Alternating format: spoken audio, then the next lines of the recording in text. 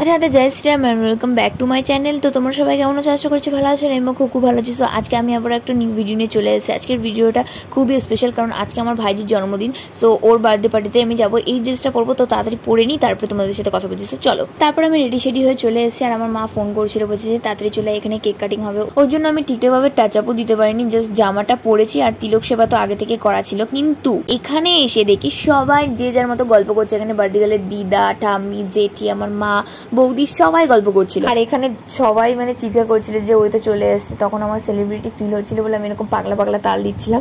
তোমরা দেখতে পেলে ওটা হলো বার্থডে গার্লের বাবা। বার্থডে গার্লকে খুঁজে না পেয়ে ওর কেকটা আমি দেখতে চলে এসেছি। তো কেকটা দেখে এসে দেখি ও ওই ঘরে সাজুগুজু করছে। তারপর আমি ওকে বার্থডে উইশ করে দিলাম। আর ও আমাকে বলছিল কোয়েল পিসি তুই আমাকে সাজিয়ে দে। তাই বললাম যে আচ্ছা ঠিক আছে, তাহলে তুই জামা পরে আমি সাজিয়ে দিচ্ছি। জাস্ট ওকে সেরকম আমি সাজাইনি, হালকা জাস্ট টাচ আপ করে দিয়েছিলাম। আইশ্যাডো, আইলাইনার আর লিপ বাম দিয়ে জাস্ট টাচ আপটা করে দিয়েছিলাম। আর পাশে যে চুল বাচ্চা সে হলো বার্থডে গার্লের দিদা। আর ফুল লুকটা আমি তোমাদেরকে পরে দেখাচ্ছি। আর হ্যাঁ, তোমরা প্লিজ পিছনের ব্যাকগ্রাউন্ডটা ইগনোর করো। আমি বুঝতে পারছিলাম না যে ফোনটা কোথায় রাখবো। যা হোক করে আমি ক্যামেরাটা সেটিং করেছি একটা টেবিলের ওপরে টর্চ দিয়ে।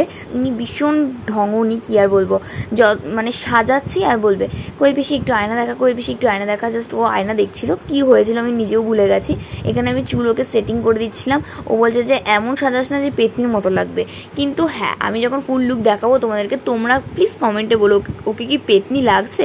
এই যে দেখো, ওকে কি পেতনি লাগছে, তোমরাই কমেন্ট করো। তারপরে ও চুলটাকে নিয়ে এমন এদিক ওদিক ঘোরাচ্ছিল, আমি আবার মানে ঘেটে গেছে, আমি আবার ঠিকঠাক করে দিচ্ছিলাম। তো এবার তোমরা বলো কেমন লাগছে। আর এখানে সবাই মানে দেখছিল ওকে যখনই আমি দেখি তখনই ও একই হেয়ারস্টাইলে থাকে। তাই আমি ভাবলাম যে একটা অন্যরকম হেয়ারস্টাইল দিয়ে দিই, তাই এরকম দিয়েছিলাম। তোমরা প্লিজ কমেন্টে বলো কেমন লাগছে।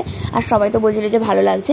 এবার আসল এপিসোডে আসা যাক। এবার বার্থডে গার্লের কেক কাটিং হবে। সরি কেক কাটিং না, এখন আশীর্বাদ পর্ব। এটা হলো বার্থডে গার্লের ঠাম্মা, আর এটা হলো আমার মা। আমার মা পায়েস খাইয়ে দিচ্ছিল। ও দেখেছো কেমনভাবে খাচ্ছে, মানে একটু করে, কারণ ও মিষ্টি খেতে একদমই পছন্দ করে না। এখানে আমার মা টাকা দিয়েছে বলে কৃষ্ণ দাদা বলছে যে দে আমাকে দে। তারপরে এই নিয়ে খানিকক্ষণ হাসি ঠাট্টা চলতেই থাকলো। আর হ্যাঁ, ও কিন্তু চাকরি করে, ঠিক আছে।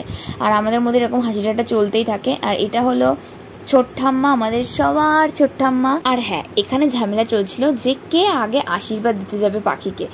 ওকে ধরে টানছে, ওকে ধরে টানছে। ঝামেলা হওয়ার পর বিচারের শুনানি ঘোষণা হলো যে সঞ্জু দাদা আগে যাবে আশীর্বাদ দিতে। বিচারের শুনানি ঘোষণা করলো যারা বসে আছে তারা, মানে আমরা। আর একে একে আশীর্বাদ দিল। প্রথমে সঞ্জু দাদা, তারপরে কৃষ্ণ তো হাজার দুয়েক তো দেবেই, চাকরি করে।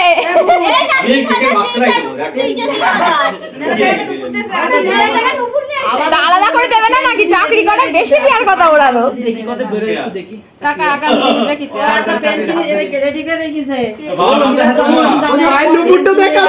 এরকম হবে, মানে এই কেকটা ওই তো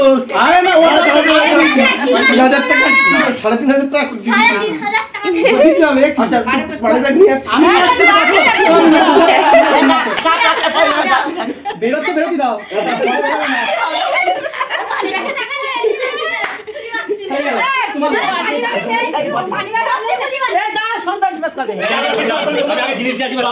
আমি দেখো সন্তু দাদা কি দেয়, দেখো সন্তু দাদা কি দেয়, দেখো